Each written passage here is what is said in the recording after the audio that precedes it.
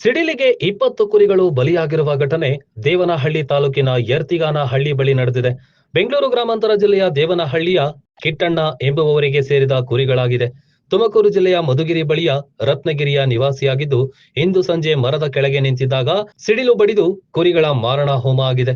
ರತ್ನಗಿರಿಯಿಂದ ಕುರಿಗಳನ್ನ ಮೇಯಿಸಲು ಬಂದಿದ್ದ ಕುರಿಗಾಹಿಗಳು ಸುಮಾರು 180 ಕುರಿಗಳೊಂದಿಗೆ 4ರ ತಂಡ ಬಂದಿತ್ತು. ಸ್ವಲ್ಪ ಎಚ್ಚರ ತಪ್ಪಿದ್ರೆ ಕುರಿಗಾಹಿಗಳು ಸಹ ಸಿಡಿಲಿಗೆ ಬಲಿಯಾಗ್ತಿದ್ರು. ಅದೃಷ್ಟವಶಾತ್ ಕುರಿಗಾಹಿಗಳು ಪಾರಾಗಿದ್ದಾರೆ. ಲಕ್ಷಾಂತರ ಮೌಲ್ಯದ ಕುರಿಗಳನ್ನ ಕಳೆದುಕೊಂಡ ಕುರಿಗಾಹಿಗಳು ಇದೀಗ ಕಂಗಾಲಾಗಿದ್ದು, ಸಂಬಂಧಪಟ್ಟ ಅಧಿಕಾರಿಗಳು ಪರಿಹಾರ ನೀಡುವಂತೆ ಮನವಿ ಮಾಡಿಕೊಂಡಿದ್ದಾರೆ.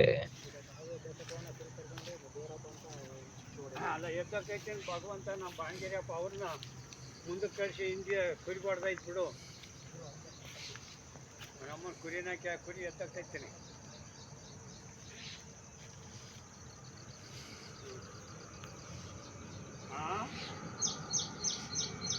ಇಲ್ಲ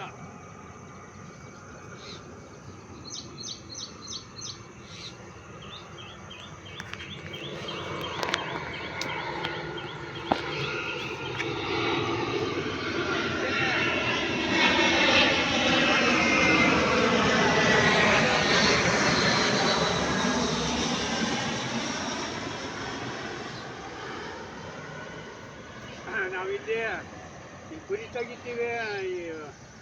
ಯಾರನ್ನ ಇದು ಟಿ ವಿ ಎಲ್ಲ ಇವ್ರನ್ನ ಏನೋ ಕರೆಸ್ತಾರೆ ಅಂತ ಅದಕ್ಕೆ